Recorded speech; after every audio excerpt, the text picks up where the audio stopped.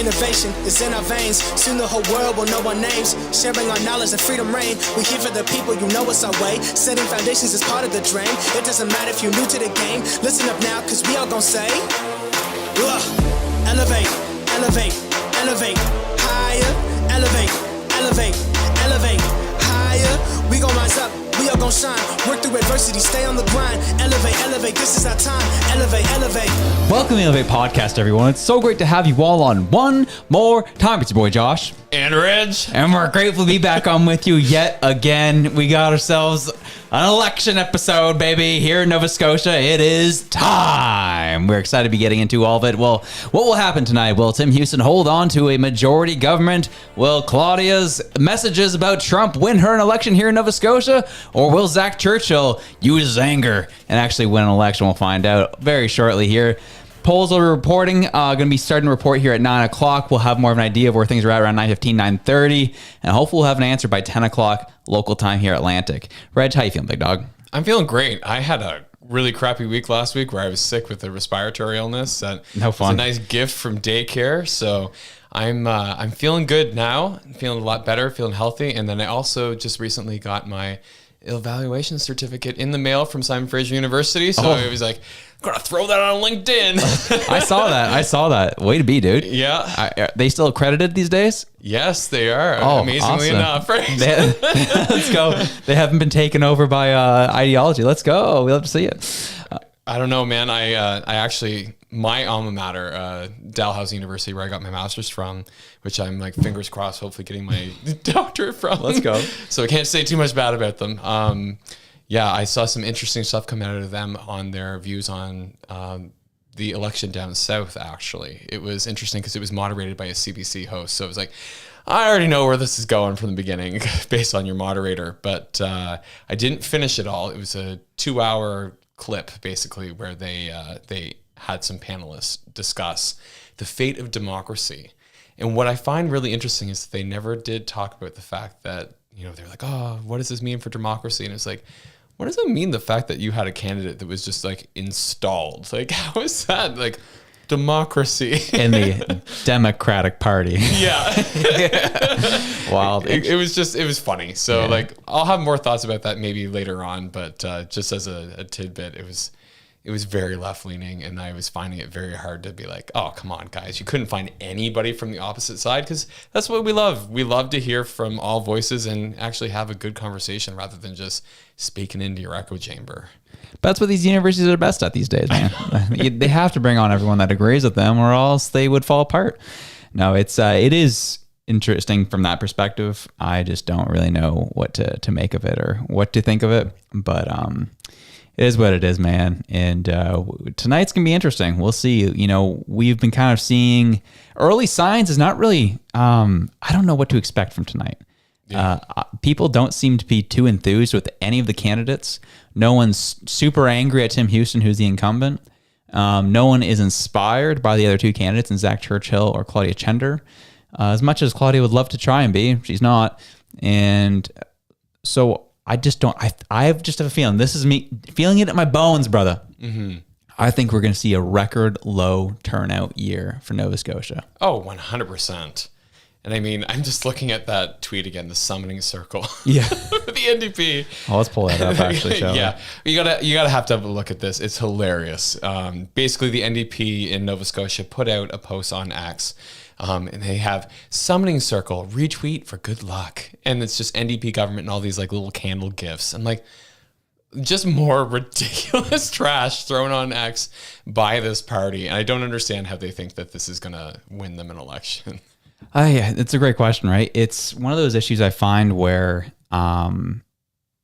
like they keep trying. It's almost like they keep trying things. They're just like, oh yeah, people equate to this, and it's like you need to stop doing things that only talk to the like base of your party. Yeah, no normal person thinks this is attractive or interesting or thought provoking.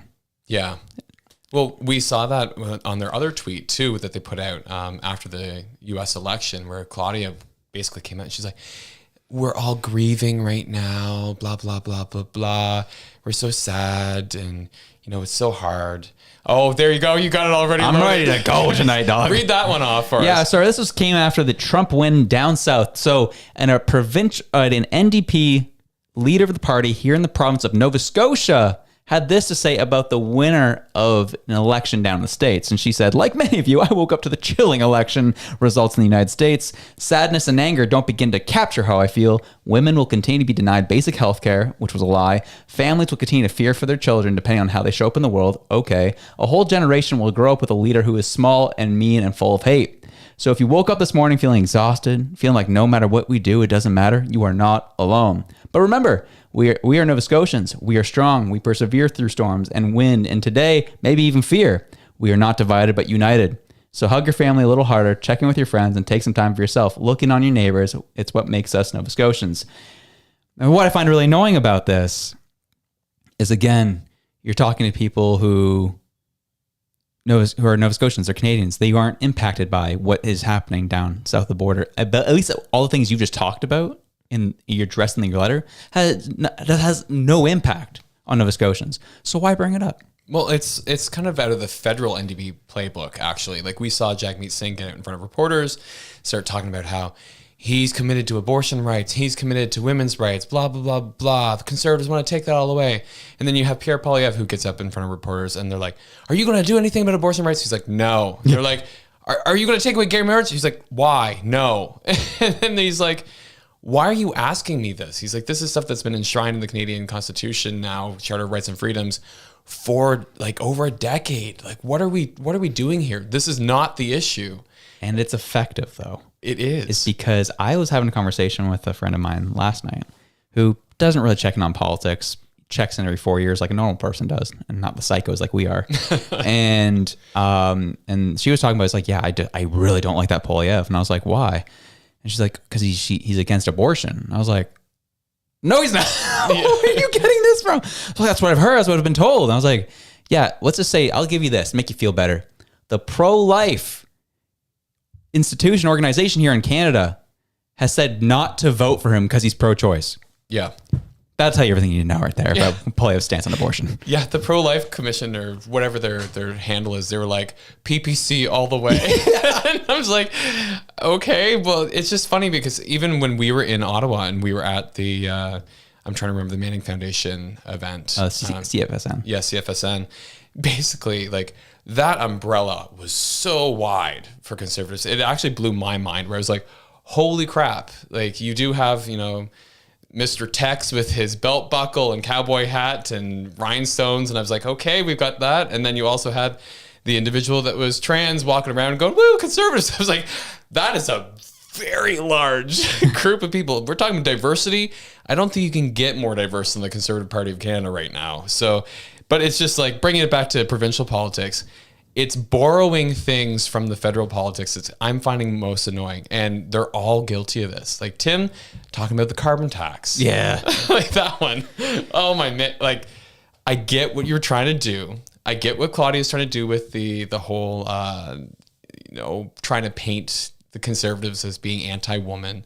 I get what the Conservatives are trying to do to paint the Liberals as basically anti, normal living.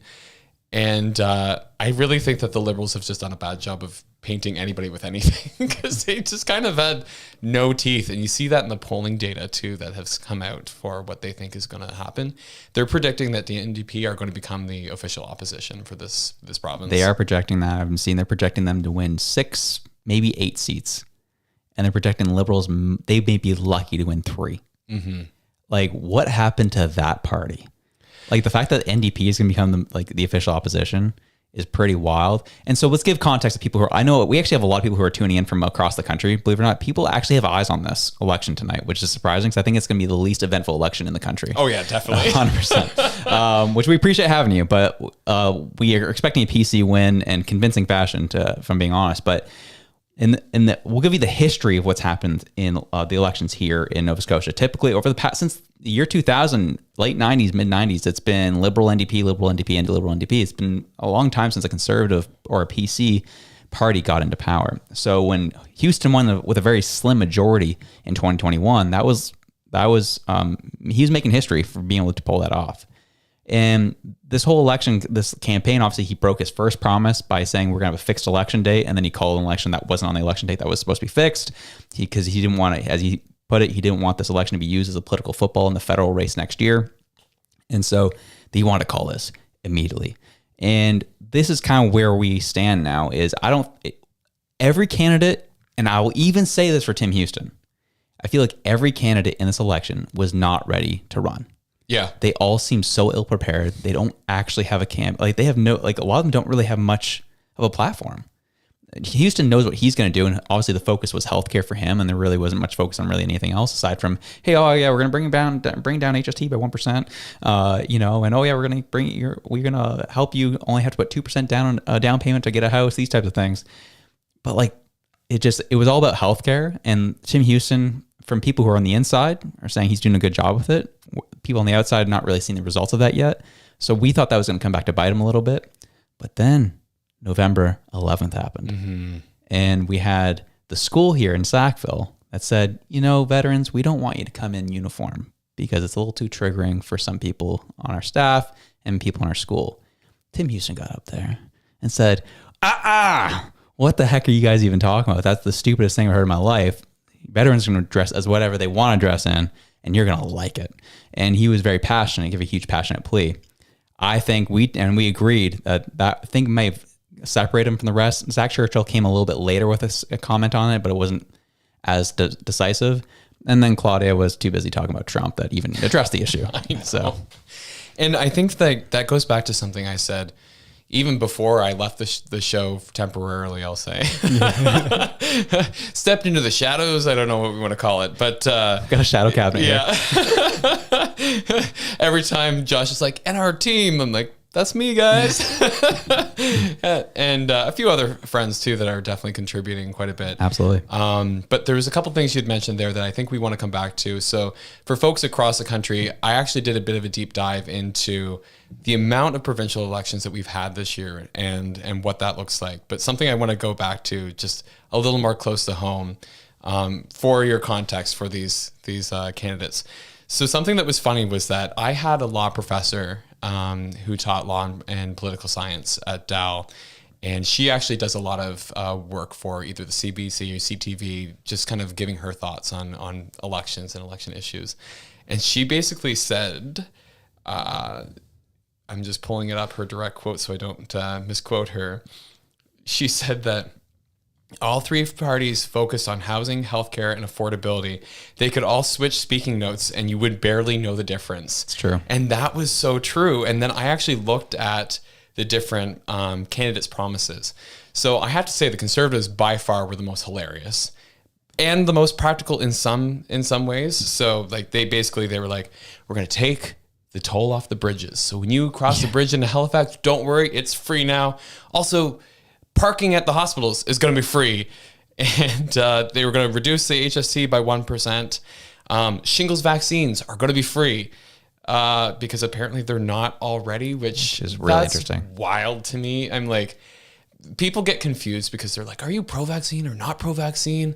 I'm like, I'm pro not experimenting on people. Shingles vaccine has proven efficacy. Get that damn vaccine. Oh, let's go. This guy's like RFK over here. Yeah, exactly. Right. And so he wants to raise a basic personal income tax exemption from 8,700 to 11,700. So basically a 3K change. The Liberals actually, though, they want to bump it up by 7K. And I was like, go Liberals. That is actually, that's where I give them a score. The Liberals also, though, they want to impose a $250,000 fine for not adhering to fixed election dates. I was like, whoa. Iconic. And guess what? And we're going to leverage the RCMP and we're coming after you, Tim Houston. Yeah. I thought that was the funniest promise out of this whole thing. Obviously, you mentioned it, like, reducing the minimum down payment for homes from 2% or from 5% to 2%. Something else that I thought that was interesting that came out of the Liberals, because I'm only really mentioning the Conservatives and Liberals because the NDP platform sucked. Like the fact that they're going to form the opposition or are projected to form the opposition, to me is kind of wild when their platform just. I'll give you a little bit of why it sucks. So the only things that I have highlighted on their platform that I liked was they're expanding public housing stock by using prefabricated housing, but they don't say how much. They don't say how many. They don't say like, what is this going to cost? They just throw that out there. They make sweeping statements about HST on groceries when they can't promise HST coming off. Like they could take the PST, the provincial sales tax off, but they can't touch HST. That's a federal. Yep. So like, and also, grocery items that are not, that don't have any kind of processing in it, that's already tax free as it is right now. There's no HST. So you go buy some apples, potatoes, carrots, whatever. Staples. Yeah. The staples, the good food, actually, really, honestly, the healthiest food. There's not HST on that right now as it is. So that's why this HST tax holiday, such a joke. My work, like, man, I'm working with a whole bunch of healthcare professionals and everyone's losing their mind. They're like, this is the worst thing that ever happened. Junk food for all. Junk food for all. And like the tangent for that too is the fact that it's like, isn't that a slap in the face to Canadians? It's like, yeah, we all know that you can't afford healthy food, so we'll just take the tax off the crap that you're going to have to eat anyway because we put you into poverty. Like, just, that's my aside. Fire.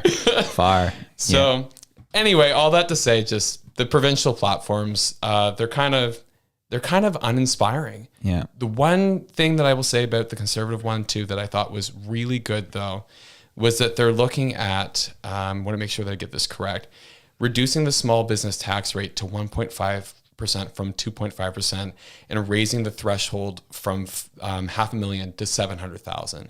So that is actually going to be reflective of what we're seeing right now with inflation, with the burden on small businesses, with what this carbon tax has done to them. And this is a really big Hail Mary to that demographic of business owners. And that, if he actually does that, would be really, really good for business in Nova Scotia, and that's what we need. Yeah. Yeah, it's, we're coming in about, we're 8:52 here Atlantic time. And so again, we're not expecting any reporting till 9 o'clock. We'll start hearing reports at around 9. And so right now you see the numbers at the bottom of your screen. They're all zeros across the bottom. Those will start updating hopefully in the next 10 minutes or so. But as we said, we are anticipating just a lopsided PC victory. Then we will, the NDP will form that opposition. And then, Liberals will fall in wherever they fall in. Ever since McNeil left and Ian Rankin fell in, I don't think Ian can ever come back from the comic that he retweeted of Nova Scotian being strapped to the ground during COVID and saying, I'm considering further restrictions. He never came back from that. That was game over. He put the Liberals in a coffin after that one. Yeah. I want to give you a little story about Ian before we jump into some of the comments that people are throwing in there. But basically, so Ian Rankin is actually my MLA. Woo. So he came to my door, and you know what? I have to give it to him. Like, this is where I give him props, is that I didn't hear from any of the other MLAs. Nobody else came to my door. No NDP, no Conservative, nobody. But Ian Rankin did knock on my door and he was very surprised to see somebody home because He knows the show, bro. That's why he's surprised. So I'm just working from home, just doing my thing, and hear on my door. So I go and shut down what I'm doing so that nobody can see the Excel files that I have open and keep confidentiality. And open the door, and here's Mr. Rankin, and he goes, "Hi, I'm Ian." I'm like, "Hi, how's it going?" And he's got his little thing in hand because he was just about to put it on the door, and he's like, "Here," he gave it to me, and I was like, "No pitch?" No, I was like, "No way." Thanks. And he's like, do you know who I am? I was like, Ian? And he's like, yep.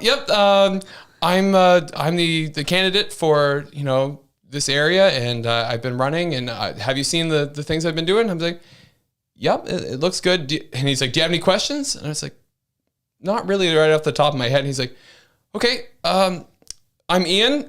okay. We got that. And he's like, bye. Just leaves.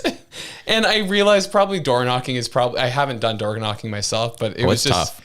It was an experience to witness. And I'm just sitting there kind of like, I must have had it on my face being like, I know who you are. I know, I had things to say about you back when you were leading the province, and I know that you will never, ever get the chance to lead the province again.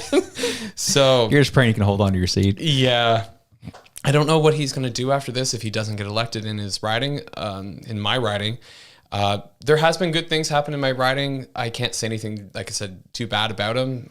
So I'll give him that credit. But just not a party leader. Yeah, just not really the leader we were hoping for. But too funny. But I want to read some of these comments. You really want to get in the comments out here. They're rolling. I want to see what people have to say. Oh, we jumping. All right. People, blue wave coming through from Bill Nye, the science guy. Yeah. All right, here we go. This was in response to, actually, you know what? Let me just do 1 second here. Let's pull up the chat for everyone else to see here. All right. This came in from Dazun. Elections website says 8 p.m. that the results are going to be starting called. Well, the issue is there was a poll station that ended up opening late. And that's why they're waiting till 9 p.m. to start reporting. Does that happen? Yeah, in Mushaboom. So Mushaboom in Eastern Shore, Nova Scotia, their staff was not prepared to open the election polling station, and they all showed up, and they all had to go back and get supplies or things. I'm wondering if they forgot the election boxes or something ridiculous. And so they had to go back. They ran late, came back, and they got set up for 9 o'clock. So they opened at 9. So in order to have a fair amount of time, according to Elections Nova Scotia rules, they extended the time to 9 o'clock. Oh, there it is. And then Bedford South and Bedford Basin are going to be crazy races, as some people are projecting. We'll see. We'll keep an eye on those areas. Blaine says hi. Shout out, Blaine. Love to see you, homie. Always good to see you. And Pleb Thinker says, sup, guys? Love to see you guys. We get to vote for our conservative libs, our libs, or our commie libs. That is the truth. I think that's what's uninspiring about it all. Of it is like they all had, as you said, very similar platforms. We have one who's in power, and no one's too mad at them at the moment to vote them out. And so it's just like not a fun election. Thomas spoiled his ballot. Wow. You love people spoiling ballots. I do. You shout out to Thomas, because that is political action right there. I love that. People who sit on their couch and they're like, there's nothing to vote for. Cool, you might be right.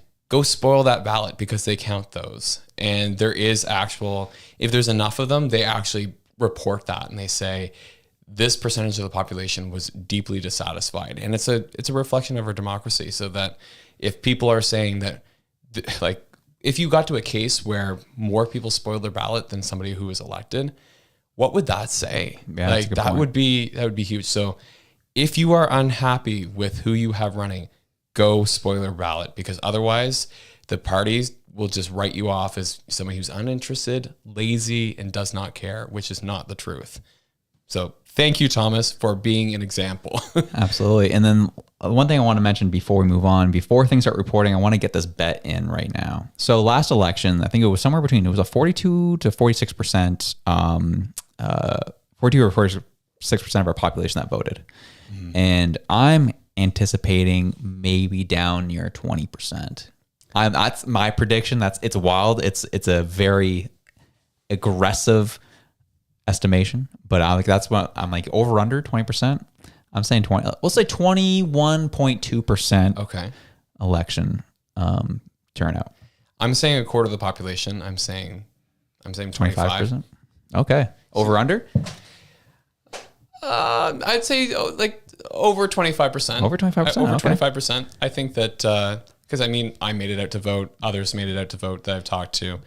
I do think though that like 25% is a dismal number, and just the fact that there was so many issues with trying to figure out where you're supposed to vote. Yeah. Like, I don't know if you saw this, but basically Elections Nova Scotia, their website crashed. Yeah. I tried to look up on their website last night where I was supposed to vote, and I couldn't get the pages to load. Yeah. And I was like, great. I asked ChatGPT and it gave me the wrong location. So all you folks who are out there using ChatGPT, be careful because it's not right sometimes. Well, and so I couldn't get their sites to load. They didn't have them loading this morning. The phone line that they have for Elections Nova Scotia was so overloaded that it was telling them that, just a second, I wrote it down because it was ridiculous. The customer you have dialed isn't available right now. The government says bye-bye. Yeah. Elections Nova Scotia, no, not here. Yeah. So I think that all those combined with the fact that there was no mail out sent. Yeah, no voter cards this time around, which is crazy. Ridiculous. I call BS on that. I don't know. You've got it up there. Yeah. But you have the Elections of Scotia. Yeah. Yeah. So basically, when you look at the fact that they claimed that they weren't sending it out because of the postal strike. So the election was announced on October 27th. Okay. And then Canada Post strike didn't start till November 1st. So they had time. You can get some things mobilized within a couple hours. I know this because when we did the rollout at Nova Scotia Health for the Your Health NS app, we got the whole floor. There was all the program managers, all the project managers, the analysts, even the directors. Everybody just grabbed a stack of letters and we started folding, licking envelopes, putting stamps on, and we had 50,000 envelopes done within an afternoon. And that was just our floor of folks. And that was so that we could send that out to people to let them know that the Your Health NS app was live. If we can do that, Elections Nova Scotia certainly can hire a couple people over a couple days and get those voter cards out. So I don't buy it. I think it was BS. Yeah, the voter cards thing was like, the excuse. I mean, to some degree, I understand that it was BS, but as well as that, it is a bit of a tight window. And at the same time, it's, people, it's not like the postal strike just happened out of nowhere. We kind of saw it coming. Yeah. So I could see why, but like it regardless with no voter cards, it was a weirder election that way too. And so, you don't even have that mail reminder that they need to go vote either. And people are talking about it on the radio, and you see some stuff on social media. Claudia's face shows up during a YouTube ad, probably on this live that'll happen. But like no one's inspired by any of the other candidates, and there's so many things that happen that just have not encouraged you to even get out and vote. Yeah. Even today, I had to go through when I went to vote today, I had to go through 3 tiers of bureaucracy to be able to officially cast my ballot today. Really? It was crazy. Mine was super easy. What'd they do? How'd it go? We walked in. I had Adeline on one arm, and Jen was walking beside me. We walked in, sat down, gave the Elections Nova Scotia agents our driver's license. They gave us a voter card, walked over, checked it off, dropped our ballot in the box, and left. We were in and out within probably, I'd say, like 6-7 minutes. Gee. Yeah. So much so that my daughter was like mad that we weren't staying longer because she was like, we just left the car kind of thing. Right, of course. Yeah, like, I mean, I was there for about the same amount of time, maybe 10 minutes. But like I had to go to the information desk, tell them where I lived. Then they sent me to another desk. Well, that person then gave me another card. I had to take that card to another desk for them to give me my ballot. had to go, fill out my ballot, take that ballot back to the the last person who went, and then was able to finally cast it. Oh, okay. It was kind of like a weird, like 3-tier approach. I was like, can I just get my ballot, please? Wild. But anyways. more stringent than the federal elections, apparently. Yeah, true, which we'll take. I'm this one, from why any independent delegates, I will happily share this one. Yeah. Yes, Elizabeth Smith McCrossan in Cumberland North is the independent runner in that riding. And she's likely going to win in a landslide yet again. She's earned the trust of all of her constituents, and over the past little while here, I imagine she'll have her seat back in the legislature, and I don't expect her to lose to anybody. Yeah, I mean, I wish she was running for my riding, honestly, because I'd vote for her, because she's such a like powerful person and just genuine and just cares, and very knowledgeable too. Like her comments on just being courageous and standing up for your integrity, I was just like, whoo, like, can you lead our country, please? Yeah, please. Yeah, we need some lessons here. Yeah, well, I was even hearing stories from constituents from the surrounding areas and surrounding ridings where it got to the point where, because she's so effective for her riding and other MLAs tend to not be, she had people calling from other ridings calling her to solve issues in their communities. Because and she actually was trying to. Yeah. She was like, yeah, I'll try to get that person. Essentially, she didn't say this, but I'll try to get that MLA off their butt, try to get something going, try to help you guys out. That's just who she is. She's an amazing politician. She does great by her community. There's a reason why the Conservatives kicked her out. It's because she doesn't think along party lines. She's here to help the people and not help a party. And that's why she's an independent. Yeah. And it's funny because I actually had a conversation today with a friend of mine, a good friend of mine. We can have these conversations where we both disagree and still at the end of the day are just peas in a pod. And she was saying about how she was discouraged. Oh gosh. Oh no. She saw some election results. Yeah. Election results are coming in. Conservatives are already at 30 seats. No. Bring that up. Yeah. Bring it up. I'll pull it up for you. Holy jumping. Let's do this. I'm sorry. There's so much going on here. This will be the one. I'll save the story for a second because it's interesting, I think. But Nova Scotia. Wow. Yeah, so he's leading in 29. Yeah, again, we're still very, very early right now. We're looking at a total of maybe 50,000 votes that have come in. Mm-hmm. That's a crazy start. That's a strong start. That is a strong start. And Elizabeth with her one independent, shout out the independent. Good for her. Yeah, let's go. But what I was kind of saying basically is like this friend of mine, she was like saying that she was dismayed that she thinks that people aren't voting for women leaders. And I'm like, no, I don't buy that. I don't buy that at all, because I think that people are voting for people who are passionate, who are strong, and who have integrity. At least we try to, based out of the options that we have put before us. But I look at leaders like, if you put Jody Wilson-Raybould in, you put Jane Philpott in, you put Elizabeth Smith McCrossan in, like those women, they would command a massive amount of support because they embody integrity and strength and wisdom and courage. And so those are the things that we look for.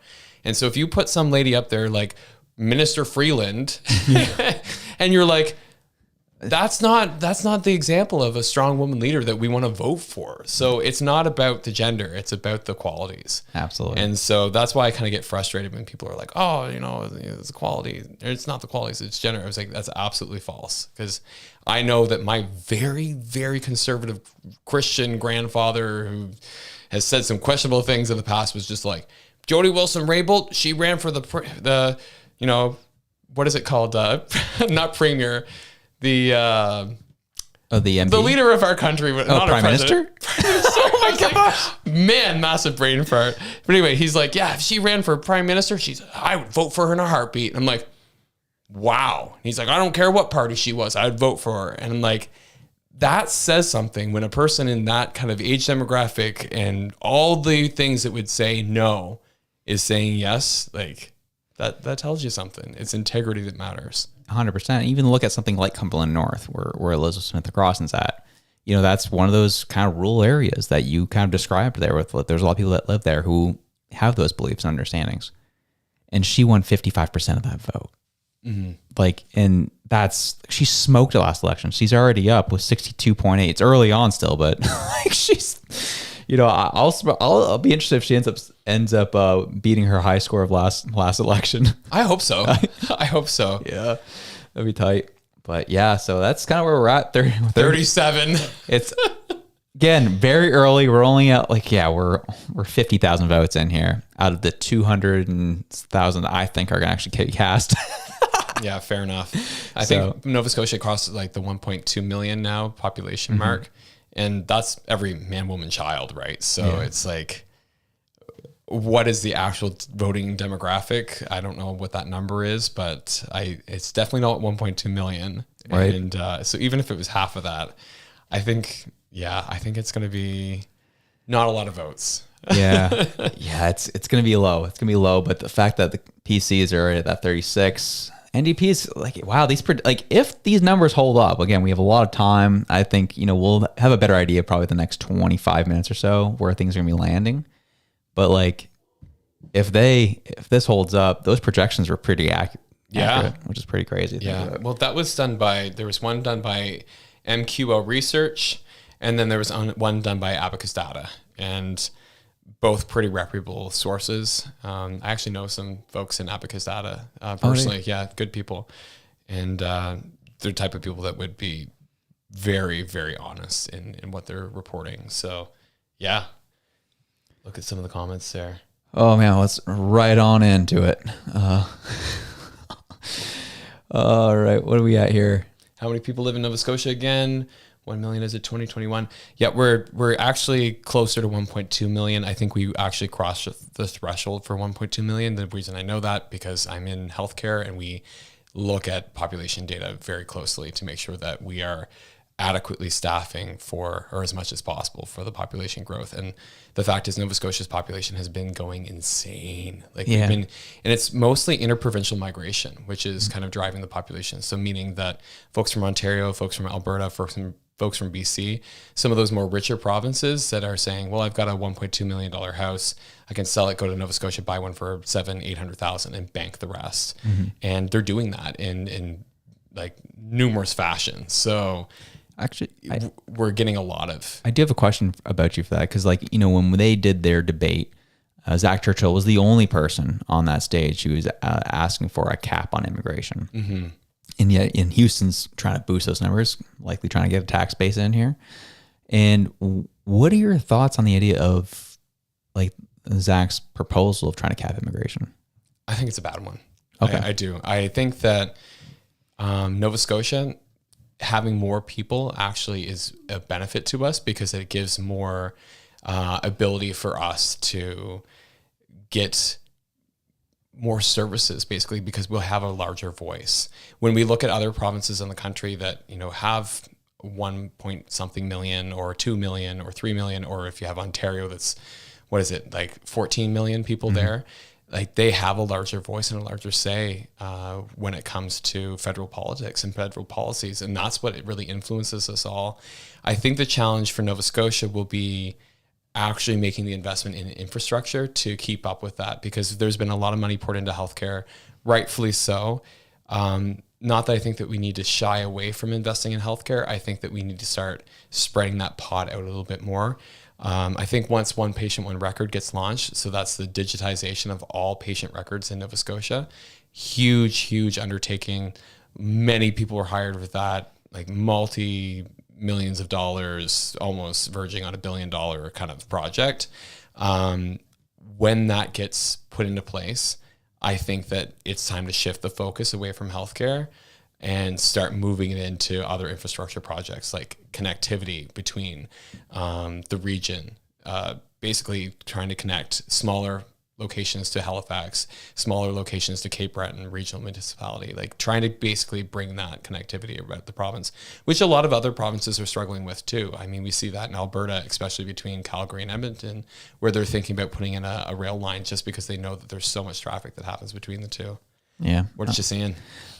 Nothing I want to repeat on our live, but The chat's from very Ricky, interesting. Vanderslice, is that the one? Yeah, sure. But yeah, Bannister Post out the national polls are pretty accurate too, is what they're saying. That poll that came out, or the projections of what was it was something like a 260 seat supermajority for the Conservatives. Like, I was like, yeah, right. I don't think that'll ever happen, but could you imagine? What? You didn't hear about this? No. There's a new projection that came out that the Conservatives are literally like, Liberals and NDP are dropping like rocks right now in the polls. And the projection was a 260 seat sweep. I don't know if it's that far off though. Really? Yeah. I don't think it will be that high, but I don't think it will be that far from it, just because all of my Liberal friends and some of my NDP friends are all going, man, this guy's got to go. We gotta vote for something else. And if you take the left vote and you throw it on to Conservatives, I mean, you could very well get those numbers. Or those left voters being so dismayed they don't even show up to the polls either. Yeah. That's the other thing that they run the risk of.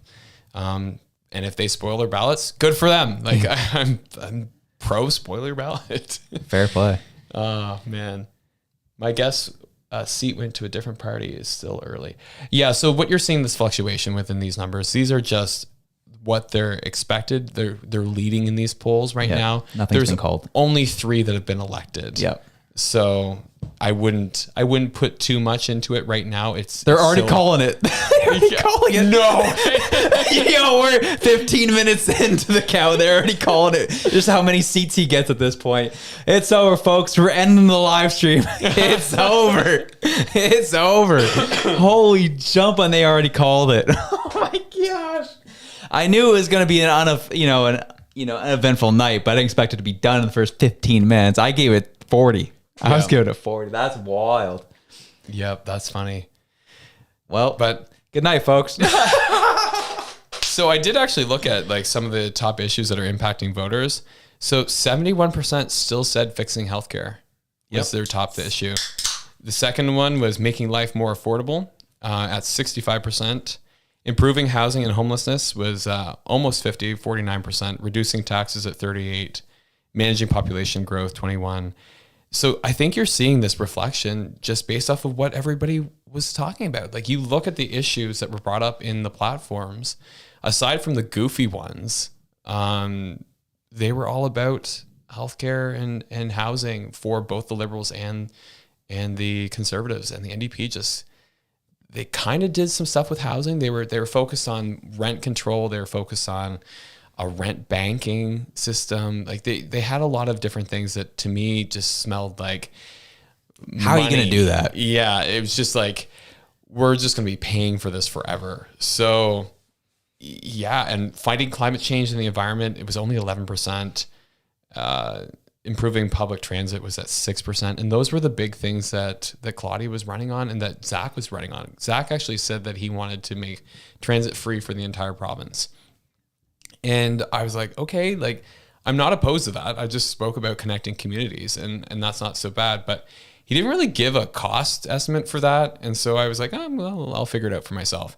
So just HRM alone spends $123 million a year on transit, just one city out of the province.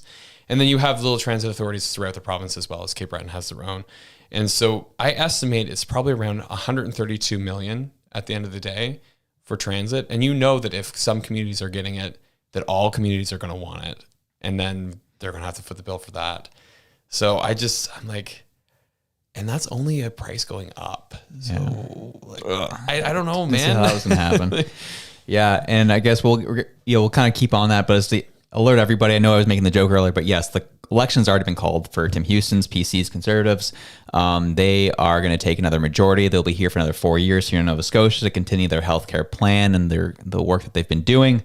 So we'll see what goes moving forward. NDP are leading in 9, and Liberals might get 2 seats at this point, which is crazy. But we all know Elizabeth Smith-McCrossin locking down her seat as an independent. So this is what we get here, folks. I'm just curious how high this will go. I am too, actually.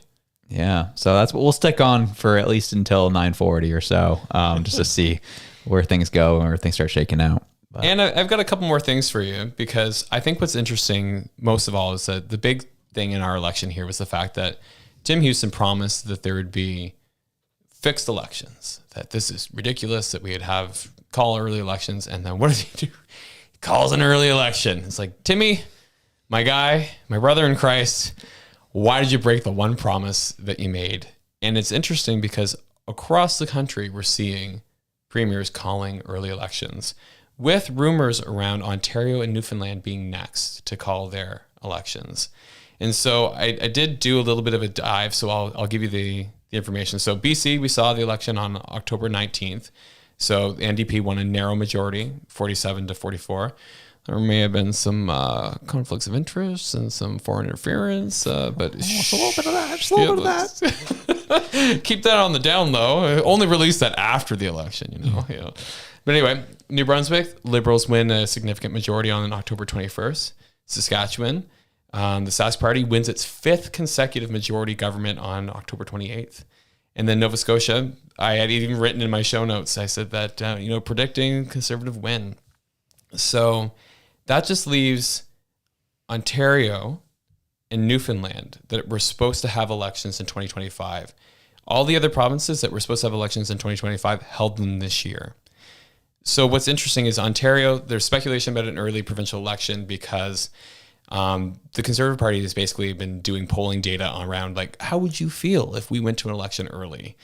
And then when he was asked by reporters, that's Doug Ford, if he's going to go to an early election, he was like, oh, stay tuned. Like, I'm not promising anything yet, but stay tuned was his direct quote. And then when you look at Newfoundland, there's been notable political activity happening there. So there's been basically nominations happening all across the different ridings in that province to try and determine who the candidates are going to be running for those districts. And in October, Premier Fury didn't dismiss the possibility of an early election, but he said it would be after the fall season. So that would be an early election, probably early 2025. And so fun fact about Dr. Fury, he actually was an orthopedic surgeon prior to going into politics. And so he's actually got quite a good likability rating there. So as an incumbent, it would be beneficial for him to go to an election early. And PEI, they just already had a sweeping majority for Dennis Ting there, and he's a Conservative. Alberta, we saw Danielle Smith do the same. So they wouldn't be going to an election until 2027. Quebec, their Coalition Avenir Quebec, CAQ, they've been in power. They're considered center right, not far right. Center of the far right. Center of the far right, yeah. They're considered center right, and they would be seeing an election in 2026. So basically, all the provinces that would have elections next year are moving them. And so the question is, why? Why are they moving them? Mm-hmm. And so when I was looking at why are they moving them, I'm thinking that because the pain is going to be so great next year, because we have $400 billion in mortgage renewals happening, and most of them that were originally opened at 1% that are now going to go up to at least 3.5, 4.5, 5.5% on multi-million-dollar homes that they bought at very low interest rates. It's going to be very, very painful. It's going to be a bloodbath in this country. I think our economy is going to just tank. Throw the 25% tariffs on top of that. Oh, exactly. Rest in pieces. Exactly, right? Yeah. So I think that it's going to be really, really bad. And when you look at the literature on elections in Canada, because I did actually pull up some sources on economic voting theory, basically what they've said is that anytime you get a major economic event, it basically destroys the incumbent. So they just have no chance of winning, because what happens is that the population will blame that economic event on the incumbent, which may be true, maybe not. And that happens in federal politics, municipal politics, provincial politics, the whole way through. Even if it's not any one of those individuals' responsibility, if it's all federal, they'll still blame it on the provincial and the municipal. So I think what's coming next year is so bad that all these premiers went, holy crap, let's get this done early. I think it was enough that Tim went, do I risk the chance of completely losing, or do I break my promise? And so I think he went, I got to break my promise because it's going to be that bad. And we see the premiers meeting consistently with the federal government. And I think that they're aware of it. They know it's coming. They've got the experts telling them that it's coming. And so they made those choices based on that. For sure. I will say this. Jennifer L. probably wins for tweet of the night. Okay. She says, legend has it that Nova Scotia will have their results before BC. And we did. Yeah. we already got our majority. So holy jumping. Yeah, at least we don't have any foreign interference happening with. And no one cares enough about ours. Yeah, no one cares about our elections enough to have any foreign interference with it. Yeah, let's look at some of this. There's something fishy going on with that election in BC even now. True, dude. There's so much going on. Like, this is the issue I have with the election in BC. There is nobody in that Conservative Party who's even willing to investigate what happened. I know. There's like, no, we're just kind of take it as is. None of you care about elections? Do you not care about the integrity of your elections over there? Like, someone's going to fight, like put a stink up about it? There's got to be someone in that party who's like a lawyer or a litigation background of some sort. They're BC. You know what they're Canada's California. Ah, gee, it's unreal. They're just riding the vibes, man. Ride the vibes. That's where Chrissy needs to go. Yeah, that's why, and I need to get Brittany back on here, man. I'm gonna give her a piece of my mind. Yeah, because that is crazy to me. The fact that it's kind of like just, it's just a part of the process. No, it's not, man. China clearly did something to your election. Like, can we talk about it, please? Why are you thinking it's okay for people to take ballots home with them to count and then bring them back? And it was so tight on so many levels. You got to have at least some questions about what the heck happened. But hey, I guess if you don't care enough, you'll keep getting NDP. So I guess you deserve what you get. Yeah, or the fact that, was it Surrey, that basically was like Conservative all night long, all the next day. And then all of a sudden they did their counting of the ballots again after people had taken the boxes home and went, oh my God, it's an NDP win. Look at that. We were so wrong. Which is crazy, man. Yeah. And so people were thinking the same thing. Like, look at these comments here on this post here, man. People, because all the stuff that was happening with the phones and CBC or in the website being down for where to vote. If Tim wins, this comment says, with anything under 40% of the vote, there needs to be a new election. This was severely flawed and rigged by Houston. I was like, okay. Already trying to feather the nest as it is for the loss. Got it. Yeah. Well, luckily it's probably he's going to win way above a 40% win. So yeah, I like this. A big shock, a snap election, a mail strike. Go to the website to get info. What could go wrong? Like, he couldn't plan this, like the mail strike. That one's a little above his grade. Yeah, above his head. He can't quite. That's a federal issue. So, I mean, it did work out, I would say, in his favor, honestly. Mm-hmm. But you can't attribute that one to him. Sorry, but yeah, connected by Starlink. I love these. But yeah, back to the comments here. There was one that just caught my eye. What was it? Oh yeah, the election is now about who gets the opposition. Essentially, it is. Yeah, it is. Race for second place. What is the other? The Green Party? No, the other is Elizabeth Smith McCrossan. She was a conservative that got booted out of her party because she wouldn't take responsibility for something that was not her fault, and she wasn't towing the party lines, so they booted her out. And it was all on COVID. It was all on the COVID issues. Yeah, she's was the only representative who stood up for her constituents and getting things open in their area, or at least twinning with the areas in their surrounding vicinity. And they kept being ignored by the leader at the time, which was the Liberal Party of Ian Rankin. And they stood up and said, no more. And she said, okay, this is what you guys want. I'll go down to the I'll go down to Halifax, have a talk with Ian. Ian said, show you the hand. Then they went and blamed all the protests on Elizabeth. And it got so heated that Team Houston's like, we can't have you in our party anymore unless you sign a document that says you were responsible for shutting down the highway in the protest. She's like, but I wasn't. Ken, you're out of the party. So she's like, well, screw you. I'm independent. And then she won 55% of the vote in that election. Yeah. How you doing? Keep it moving. Scroll on down. What do we got there? Well, Other hippie Dow students for communism? No, actually. We just explained it. Yeah. But will we ever truly see a conservative party in Nova Scotia? No. I don't think. Yeah, no. Nope. Which, like, to be fair, where I stand, I'm not upset by. Like, I really, I'm not. I think what I would like to see from a conservative party that would be a little more conservative would be a little more of that fiscal conservatism that we're lacking.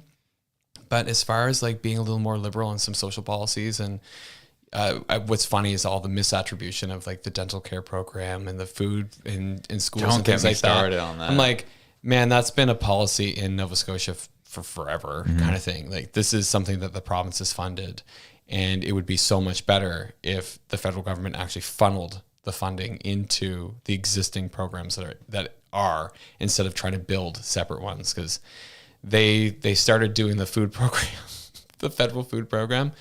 Oh man, it's already a mess. It got ripped up. Folks at my work who have kids that are in schools that signed up for the meal program, they were like showing pictures of the meals that they were served, and they were bad. Like, it was to the point where like kids went home that day without eating. They were hungry. Was it like all rotten and stuff? Or what? It was just gross. Like, they showed slimy ham. Yeah, exactly. Yeah. So it was like basically looked like somebody just took the bottom of a slop pot and just like dumped it in. It was like, ta-da, this is a salad. Can't you tell? And it's like, and it's like, why is my salad moving?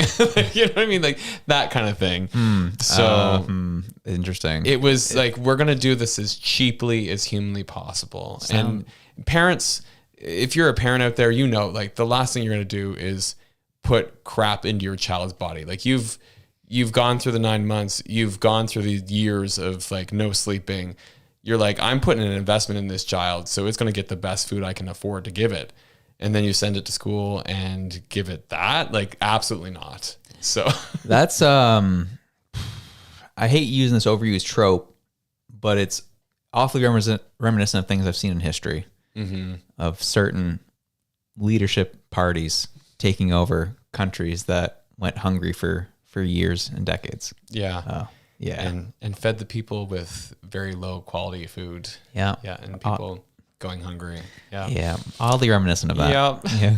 And what did they do? Did they control media and language and stuff? Oh, you know, yeah. I think you're right. Kick out business leaders and the affluent educated class. That's right. And they also made sure. Yeah, you're right. I totally forgot about that. They did that as well. Fascinating. Almost like kind of what we're seeing today, where many business owners are actually moving their businesses out of country and their families out of country. Oh shoot, is that happening? Oh yeah. Oh, actually, I'll give you this little bit of information. We'll stop being facetious. So basically, there was an immigration report that just came out, and they were talking about the fact that when immigrants come to Canada, that we are trying to bring the best and brightest of the world to Canada, which is exactly what we want. We want the people with the skills, the people with the knowledge to come enrich our society. Those folks are getting here, staying for a maximum of like 3 years and going, see ya, heading to the States. And it's happening in such a glorious fashion that basically they've raised the alarm bells, because basically what we're keeping is folks who are low skill labor, who are coming from war-torn areas where they need lots of care, lots of support services, lots of input to get them back on their feet, and which is nothing against them. It's just the state that they're in. And the folks that we're trying to attract and bring in are coming in going, not for me, and then leaving. And that should be telling us something. Yeah, and the way I saw it too is before they leave, they stand up straight, put their MAGA hat on, and they leave. Oh man, God bless. So Canada's full of dumb people. Oh yeah, true. Yeah. It's weird that a doctor wants people to be high all the time. What did we just drop into? Oh, he's talking about BC. Oh, I got you. Yeah. I got you. Oh, we jumping. Yeah. Okay, let's have a look here. I'll take a look, see here. So, yeah, 38 seats here for the old Timmy Houston, 10 for the NDP. The Liberals at an all-time 2. Dude, what a fall from grace. I know. 2 elections separated, going from a majority to you're lucky to even get on the scoreboard. Yep. That's bonkers. At least he's not getting skunked, right? Yeah. Sure. Gosh. I mean, I feel bad. Basically, my opinion is that you want a healthy democracy. You want competition because that actually brings out better ideas, better policies. You don't want somebody steamrolling everything. So when you have a healthy opposition, it's good. This to me just looks sad because I really consider the Liberals as a better opposition than the NDP because I feel like the NDP just gets so caught up in their identity politics and just so ridiculous that they're going to start weeping if they get told no. Yeah, they're gonna need a summoning circle. A summoning circle, right? They're gonna have one of those tonight. Yeah. Claudia's gonna be down Dartmouth South. Oh, what happened? What went wrong? Oh, we jumping. No, I think they'll be celebrating. They'll be happy. They'll be happy. They'll be like, "Woo, we're opposition. Two's never best." More of us. More of us. Yeah. Oh man. How could New Brunswick vote in a Liberal majority? They are doomed. Well, you are from New Brunswick. What were your thoughts on that election? What happened there? So basically what happened was not Tim Houston, sorry. Man, what is his name? Blaine Higgs. Blaine Higgs, thank you. Blaine Higgs just was not liked by many. We saw it even at the CFN, Canada Strong and Free, CSFN. There you go. Basically, they started introducing all the folks from across the country, and they're like Danielle and Mr. Ford, and then they're like, oh yeah, and Blaine Higgs too. It's like it was a noticeable like, oh yeah, and him, and then at the end of it, they're like, please help Blaine, like send him some money. We put out the donation cards, and it was just like he wasn't an inspiring person, and then he alienated so many folks within his own party, so much so that he had former Conservatives say, screw you, Mr. Higgs, I'm going to actually go run as a liberal and win. So he wasn't liked, and his policies were uninspiring, and he did, manage to pull New Brunswick out of some hard financial times and put them on a good financial path, which I'm assuming Susan Holt will probably burn up within the next 2 years. Easily. But, yeah, I really think that he was unlikable. He alienated folks in his own party, and he was ruling kind of like my way or the highway kind of leadership, and folks didn't like that. It's kind of like what we've been seeing, what we saw with Stephen Harper in his late years and what Justin Trudeau is doing in his late years. Yeah, funny how that happens. Yeah. Absolute power corrupts absolutely.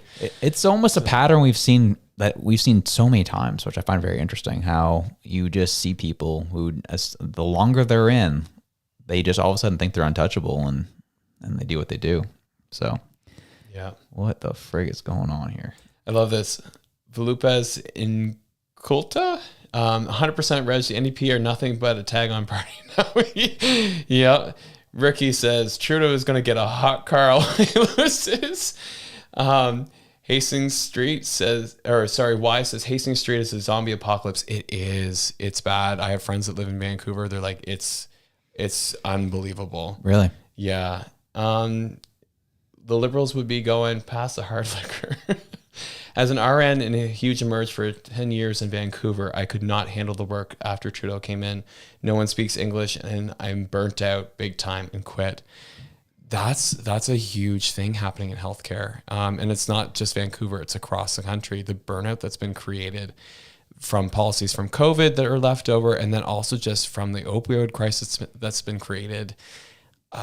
We know that there's correlations between poor economic times and deaths, basically by drugs, by alcohol, by intimate partner violence. That was the big thing that came out today, was the rate of intimate partner violence going up, which is not what we want to see. And it's all correlated to economic times. When people are struggling, people get desperate, people do things that they shouldn't do, lash out in ways that they shouldn't. And it's not an excuse for that kind of behavior or for those things, but it definitely is a contributor.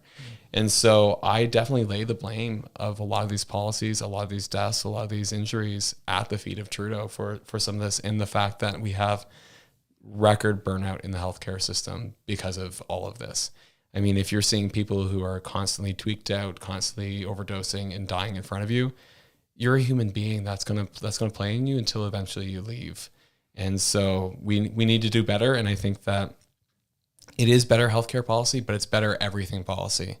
And until we get people in houses, until we get people off the drugs, until we get people back into jobs that are meaningful and paying something that they can actually see a future on, it's not going to get better. And so it's going to be a tough uphill battle for Pierre when he gets in, because he's going to be inheriting a mess that is going to be a decade in the making, and he's going to have to do it, clean it up within 2 years. And I don't know if he's going to be able to do it. Yeah, I don't think that's going to be I think it's going to be near impossible to pull that off, especially a mess that took 10 years to make. My question to you, though, is did you get to see Poilievre's press conference today about the tariffs from Trump? No, I didn't. So very interesting. His demeanor was, it was stoic. Like he was very calm, got to the point.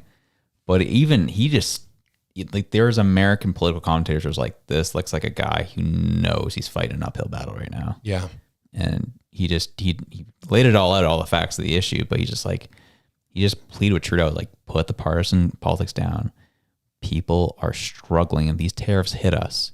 Plus you increasing the carbon tax again next year. This country's toast. Yeah. Please figure this out. And that's why it goes back to these provincial politicians. They knew this was coming. They have information that we don't have. They knew this kind of hurt is coming. And they're like, we got to get our elections in now, because there's no way we're going to get elected when crap hits the fan next year. And so that's why I'm just like, holy crap. Like, I'm not like a doomsday prepper. I'm not putting my jarred vegetables in the cellar or anything, but it's going to be rough. Be prepared. Like, start paying off those debts. Don't go big on Christmas this year.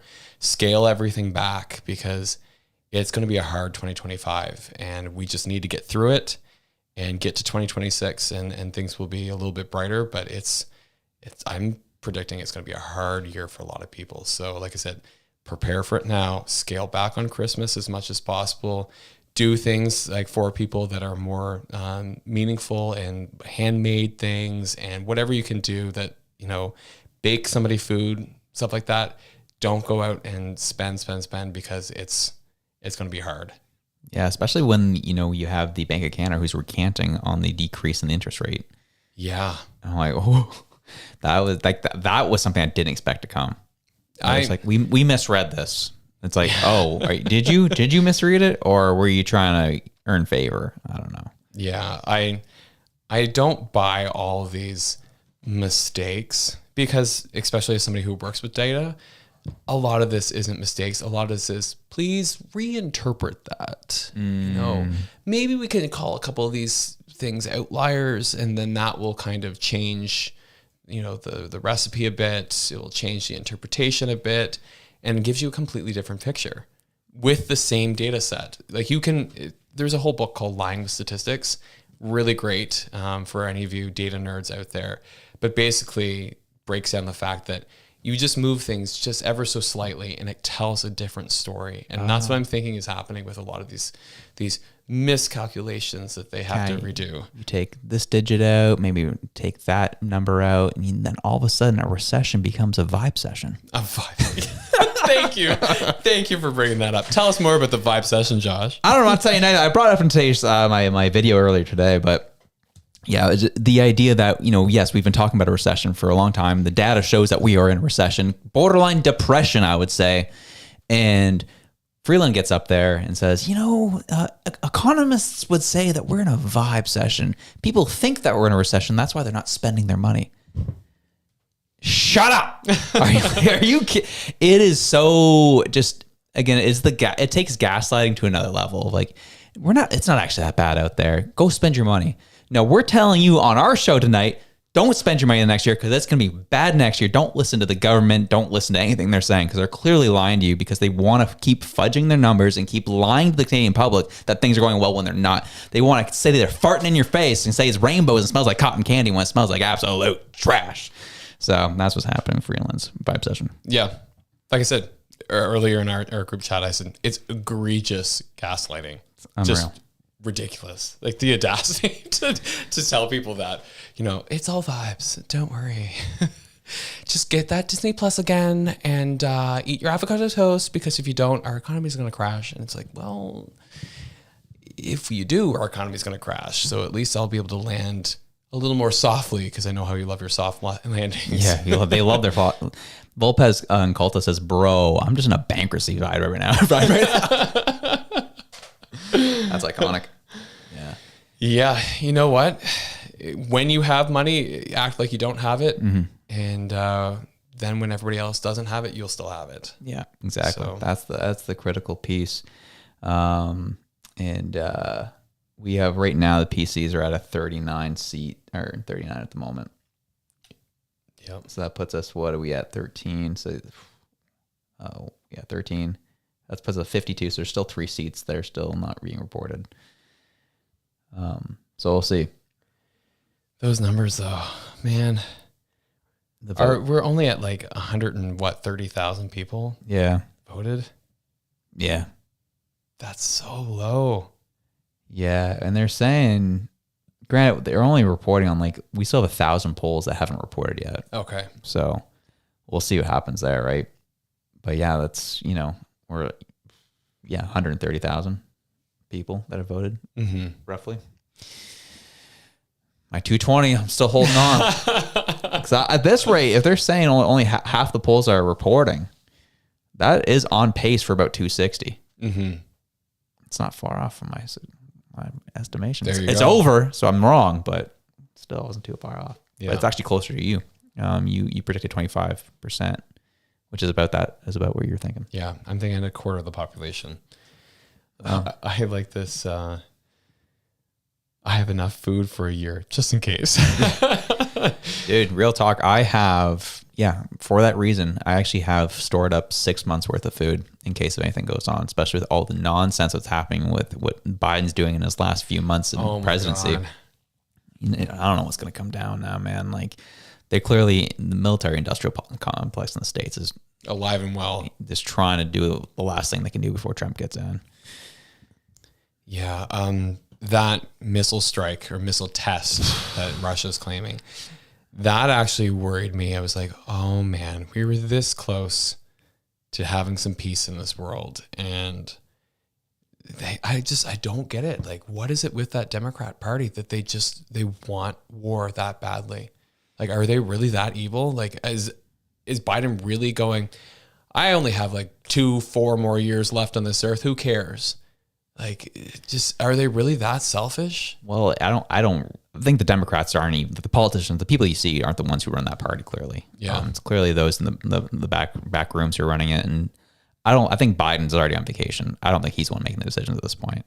It's just these guys who make money off war, selling weapons, this, that, the other, are the ones who are making these decisions. And it's well, Trump's going to be here soon. He's going to end all this. So let's try to push us so far down the line that he can't pull it back. And that's exactly how this reads right now. Yeah, I don't know, because it's still, the pen still has to move by the folks that are in power. Even if the puppet master is still pulling the strings, the puppet still has to sign the piece of paper. Oh, and that's not hard. So just put a little pressure on them. Just ask the Clintons. Yeah. They put, that's what they love doing. So, yeah. Gee, well, when do you want to call this, sir? This is pretty much done deal. I'll give it a couple more minutes. You want to go till 10? We'll go to 10. I love this. I live on a farm in Alberta. We already have frozen 5 months worth of corn. Good. You know what's funny is that my daughter, her favorite food right now is corn. She's just corn. We'll eat nothing but it, and all I can think of is that meme. The little kid loving corn. I'm yep, that holds true. Yeah. Shout out corn, man. Yeah. Let's go. Yeah. How come Trudeau isn't polling early election if all premiers are and knows something bad is coming? Well, it's because he knows he's done no matter what. Yeah. That's the reason we're not calling it. He calls it tomorrow. He's out. He's voted out completely. So he's holding on as long as he can to keep pushing what he's ever trying to push. This is the interesting. There's so many bills that are in limbo right now that are trash. Like Bill C-63 is being one of them. Mm-hmm. But as long as he keeps holding on to those slush funds, nothing's moving in the parliament. Yeah. And I'm happy to see that. But all that goes through my mind right now is the longer he holds on to those slush fund documents, how many things do you think he's burning right now? Oh, I think they've already burnt everything. Yeah. I think that was done a month ago. I think they've already... What documents? There's nothing to give. Yeah, exactly. Yeah. I think they've already destroyed everything they could possibly destroy. I think the only thing that's left are the things that they can't destroy because there's too many copies. That there's too much out there that they've already destroyed everything that they could. So I don't think there will be a whole lot. I mean, the Auditor General was already saying like there's so many holes in all the different things that they've been like looking at, all the different scandals. We looked at a list that had like 50 different scandals on it, and I was like, oh, there's still a few more missing. Yeah. And who's Randy? Yeah, who's Randy?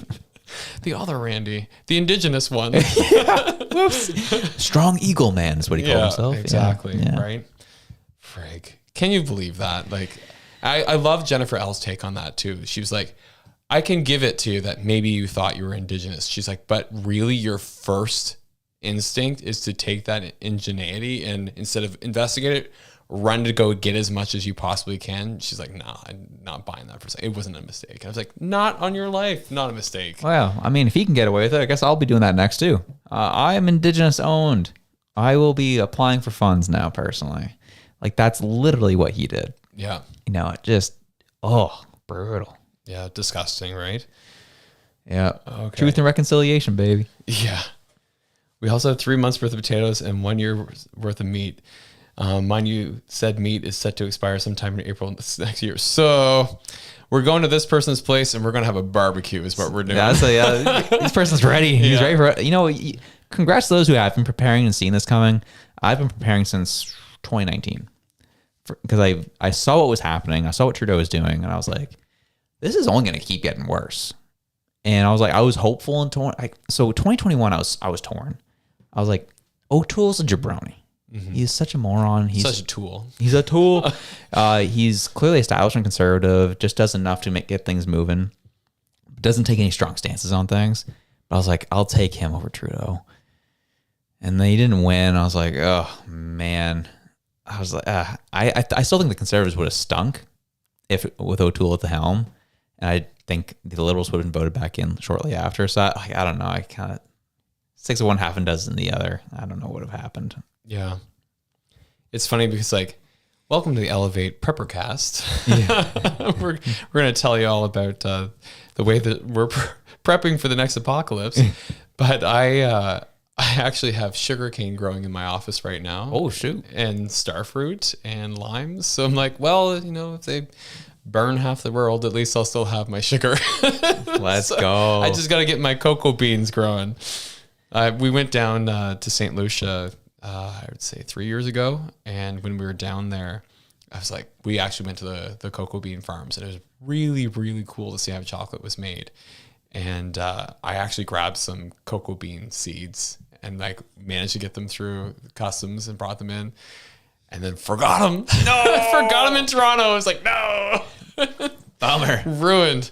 So yeah, good old Pearson International Airport has my cocoa beans there. Discarded those a long time ago. Yeah. Gee. Yeah, so I'm going on the Caravaca podcast tomorrow. Oh, nice. Yeah, that'll be interesting. We're going to be talking more. The title is We're Talking Justinder. So it'll be good. But yeah, it'll be an interesting conversation. We're going to be getting all the nitty gritty. And coming on as the white boy. It'll be good. Oh, that's awesome. Be sweet. Let's look in here. Sunny ways, my friend. Yeah. So travel definitely. I mean, I do run a cafe on my farm in the summer near Park Lake, so feel welcome to come over. But by then, the meat will be gone. Yeah, Fair play. We get you. Watching the CBC broadcast and hearing them going, surely this is not Trudeau's fault. Yeah, I know, right? all the stuff coming out of Montreal right now saying like all the cover they're running right now is crazy. Yeah. Oh man. Like just This wasn't an anti-Semitic protest. Okay. Effigies were burned, but okay. yeah. Oh gosh. There's no connection to any of the Palestine movement, and they're all waving the Palestine flags. It's like, really? And, and then he had the Antifa members dressed in black bloc. Yeah, there's a group that was behiund these protests, but we won't say their names. yeah, we don't quite know who that group was. They're all black, so how would we know? Yeah. We could barely see them. We're going to take a chapter of the BLM. Say their names is what we want to see right now. Holy smokes! Like You went there. You did. You went there. 100%, man. I got a joke, but say their names, man. This is crazy. We're gonna be acting like nothing's happening here. We saw with our bare eyes.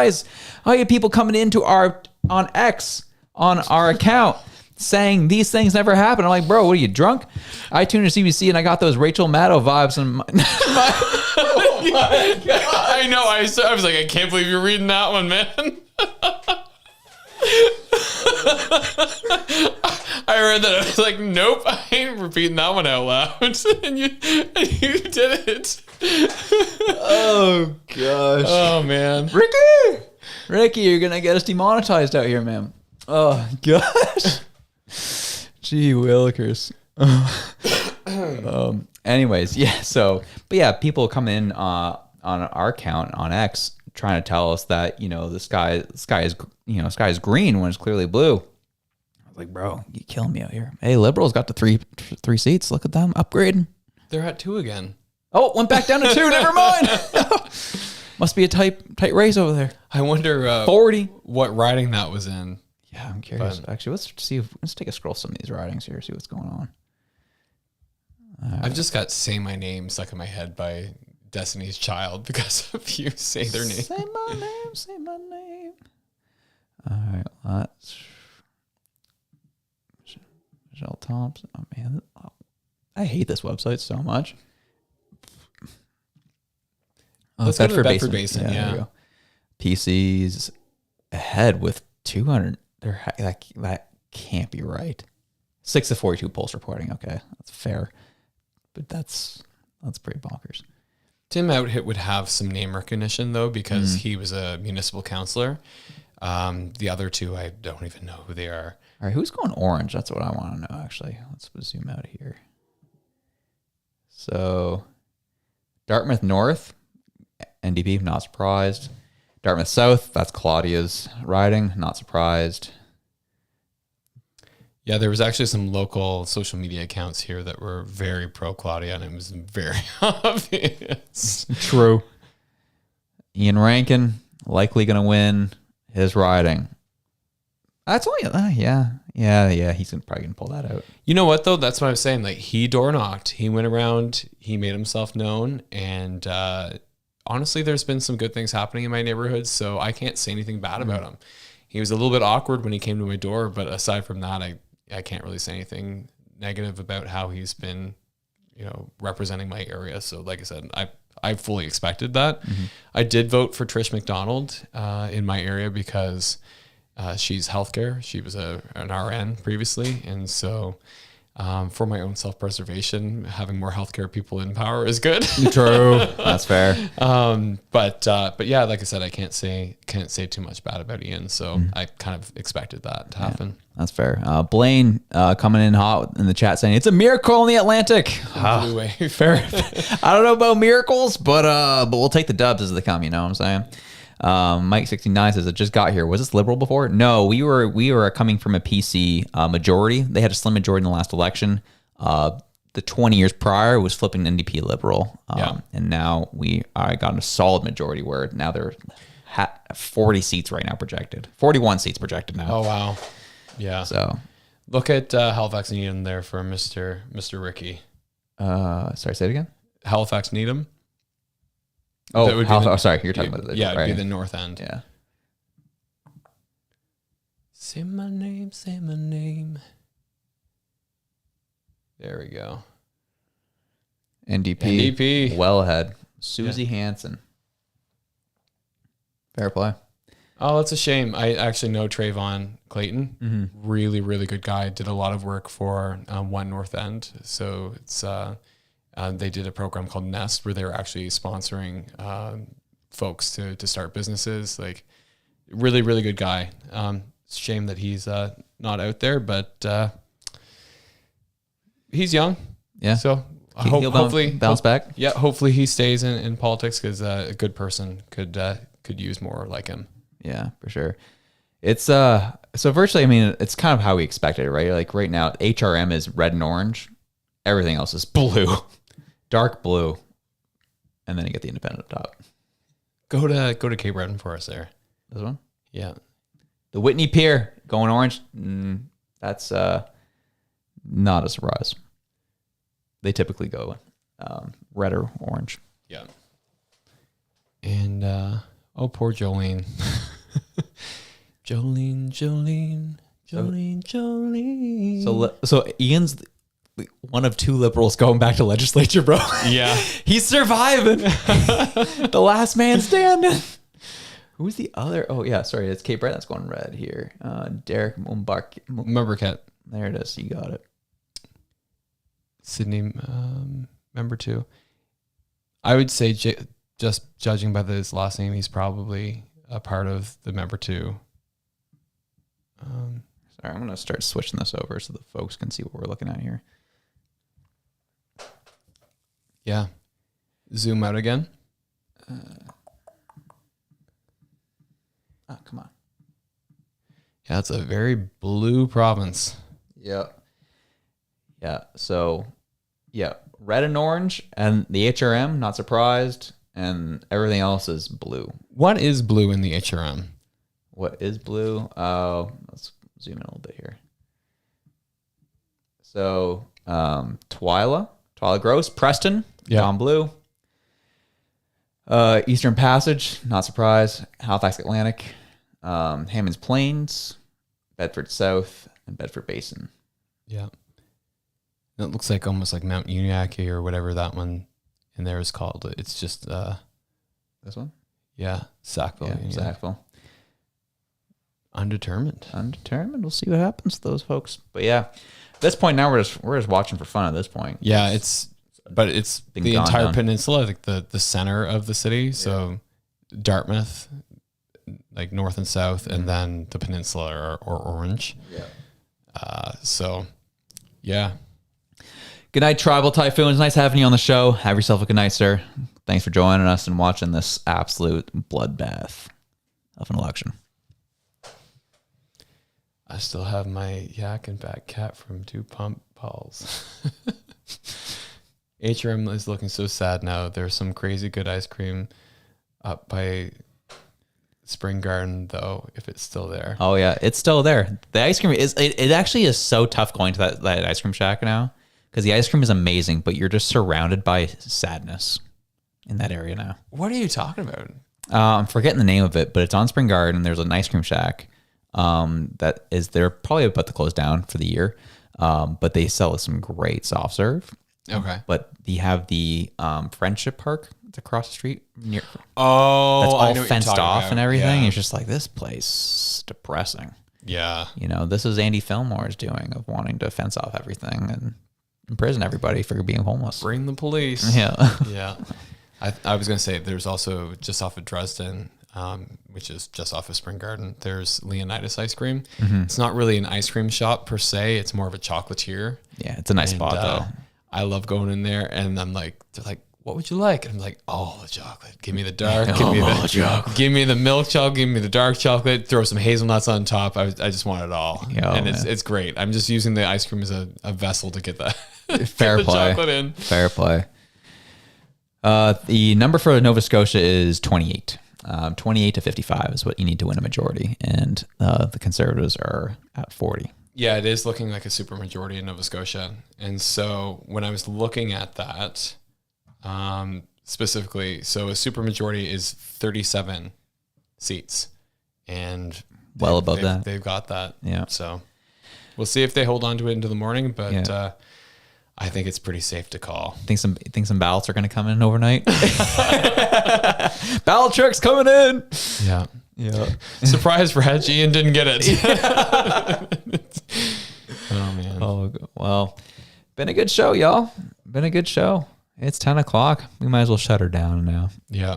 Where we found that map is on Global News. So that's where you can grab that one. We'll put her in the chat for you homies right now. There you go. Well, folks. Thanks, Sam. Good to see you too. And have a good night. Yeah, folks, thanks for chatting. Thanks for chatting with us. And, well, there we go. A PC majority here in Nova Scotia for another 4 more years. Hopefully we get a federal election here in the next 11 months, at least. And we can get Mr. Justin out of here. Yeah, what's just as a little bit of a parting thing, what do you think is going to be the timeline for when that election is going to happen? I think there's a part of me, I mean, my hopeful part is March. Mm-hmm. February, Jugmeat gets his pension. All of a sudden, he finds something that upsets him about Justin and votes against him finally. So we could see an election in March or April. But I know they are also trying to pass legislation to extend the election if it were to come in October, so that a bunch of other MPs can get their pensions. So we'll see. It's a toss-up, but my hopeful is by April. But I'm pretty sad that's probably gonna be October of next year. Yeah, I'm thinking probably May is my guess. Okay. So that's when I think that we'll get our election. Because like you said, I think that Jagmeet doesn't want to find an excuse too close to his pension time, which is in February. That's fair. So I think, but yeah, he will find a reason that it is incapable for him to continue to support Justin any longer. Yeah. Now that he's got his pension. How hilarious and like full circle would it be if they had a vote of non-confidence on April 1st? Oh man, that would be beautiful. I would love that. I would absolutely love that. That'd be amazing, wouldn't it be? What day is April 1st? Let's find out. Yeah. Is it a weekday? Let's find out here. April 1st. Say my name. April 1st. You got it in your head comes now. on a Tuesday. Tuesdays are the best days for a QP. So, woo! Can we see it? Can we see it happen? It'd be wild. Oh man, yeah, no problem, AP. Glad you could join us. Live election nights, we love to see. We're glad to have we love doing live election nights. This was so much easier than the American election night. That was tough. Yeah, definitely. Not finding out till 2:30 our time who won. Tough. But we're gonna end up putting it. We are planning when the federal election comes for Canada. We're gonna put together a really dope show for that. I feel like our production value keeps increasing with each election night. So yeah, exactly. And the more that we are on YouTube and actually get a following on YouTube, it helps us out. Mm-hmm. So definitely make sure you like and subscribe and share with folks who are interested about politics in Canada. Because we try and take that, evidence-informed, centrist kind of view. And if people are into that, we'll keep doing it. Absolutely. And anyone who is loving watching Reg on the show, throw a heart in the chat right now. I want to see how people are actually interested in seeing more of Reg these days. We'll find out. But we love y'all so much. Any last things you want to say to the listeners before we peace out? I think that there will be more of me coming. We'll see what that looks like. I gotta be careful how I thread the needles. So, but I love being here with you folks. Love reading the comments and love seeing everything from you guys. So we'll see what happens. Absolutely. Well, we thank you all so much. So whatever it is you're doing, whether you be going to work, going to the gym, or celebrating a PC election win, whatever it is you're doing, wherever you are, we love you. We're out. Peace.